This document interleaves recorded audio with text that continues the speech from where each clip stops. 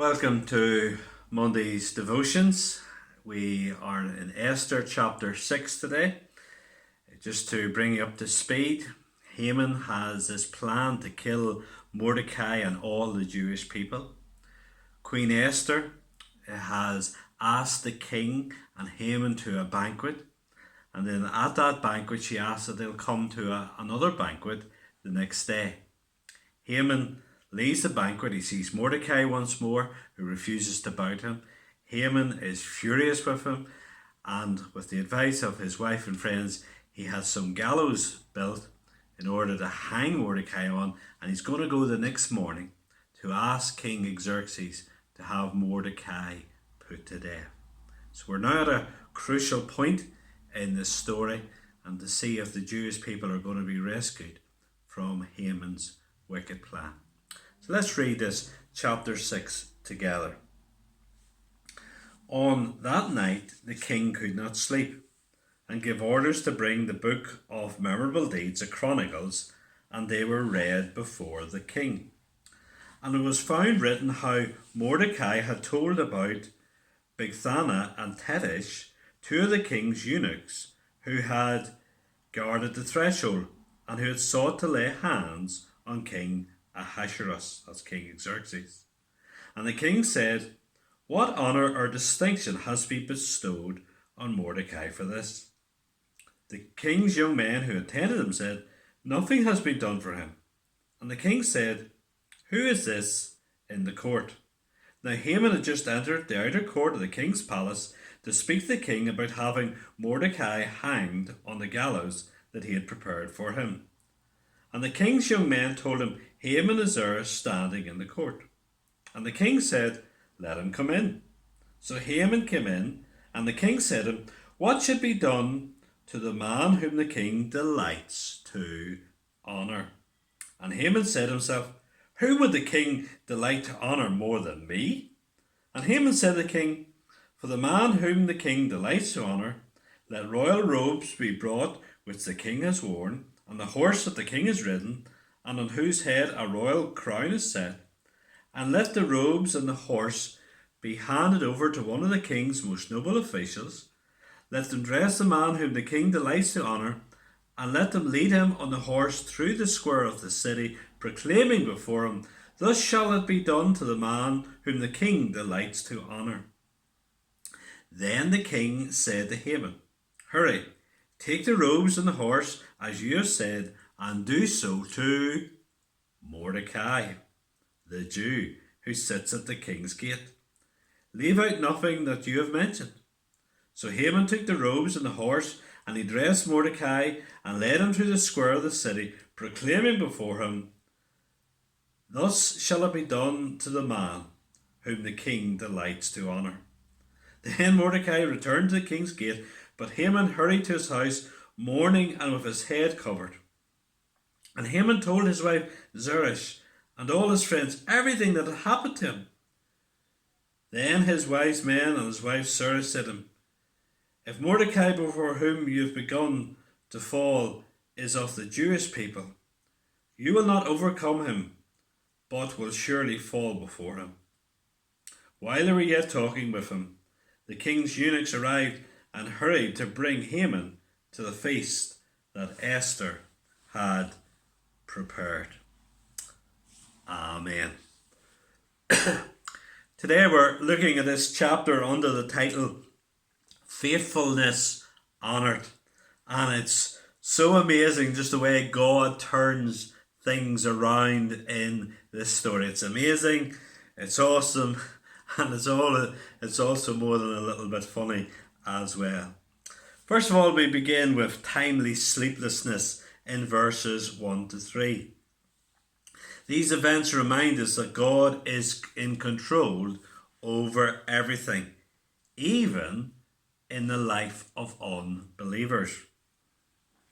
One of the Puritans, Richard Sibbes, says, "Nothing so high that is above his providence, nothing so low that it's beneath it, nothing so large but it is bounded by it, nothing so confused but God can order it, nothing so bad but can draw good out of it, nothing so wisely plotted but God can disappointed. During his sleeplessness, as he gets the records of his reign read to him, he is reminded of Mordecai's goodness, how Mordecai previously had intervened in a plot that was to have the king killed. He had rescued the king's life. And so the king hears about this and is reminded about this.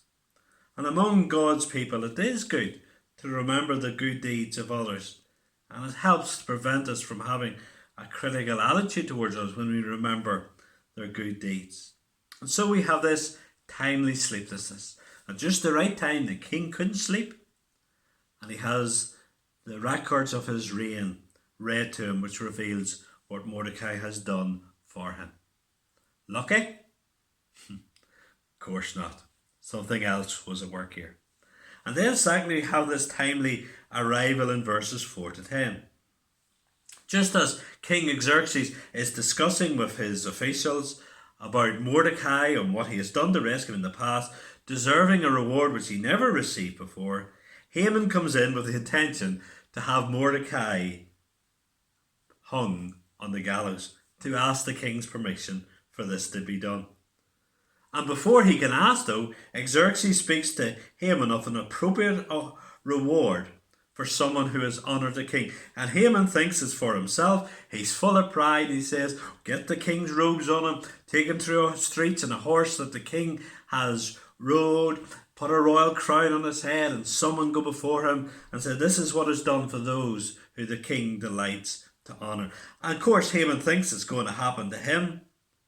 But then things are turned around. And so in verse 11 we have this timely reward. And Haman is told, I'm sure his face dropped, his jaw would have hit the ground. He's told, do this to Mordecai. The man he wants to kill, the man who he despises. Now he is told to lead him through the streets, wearing the king's robes, riding the king's horse, and with a royal crown on his head. How God has turned this around. Horrified and humiliated, Haman goes ahead and does this.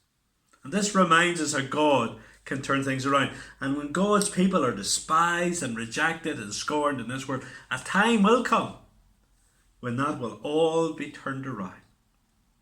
God's people who are counted for nothing. You think the story of the rich man and Lazarus. Lazarus the beggar, who is counted as nothing but belongs to the Lord, he was rewarded in heaven's glory. And the rich man in hell, facing the judgment of God. God will turn things around, and those who belong to the Lord, who are despised, will be honoured, and those who hate God's people will face God's judgment and wrath for their sin. And so we've had a timely sleeplessness, a timely arrival, a timely reward, and then finally we have untimely grief in verses 12 to 14. Mordecai is a broken man, and he just thinks, how can he win against Haman's, is a broken man. And he just thinks, how can he win against Mordecai the Jew? He sees the signs. He sees the tables are turning. And he speaks to his wife and his friends, and basically they're no help to him at all. They were so quick at giving him advice, and now they're saying basically you're done for. The writing is on the wall. And you know, if you don't belong to Jesus, if you don't belong to Christ, you need to understand the writing is on the wall. The day of your judgment is coming soon. The tables are being turned. But it doesn't have to be that way. Even now you can come to Christ, have your sin dealt with, and trust in Jesus as your Saviour and Lord.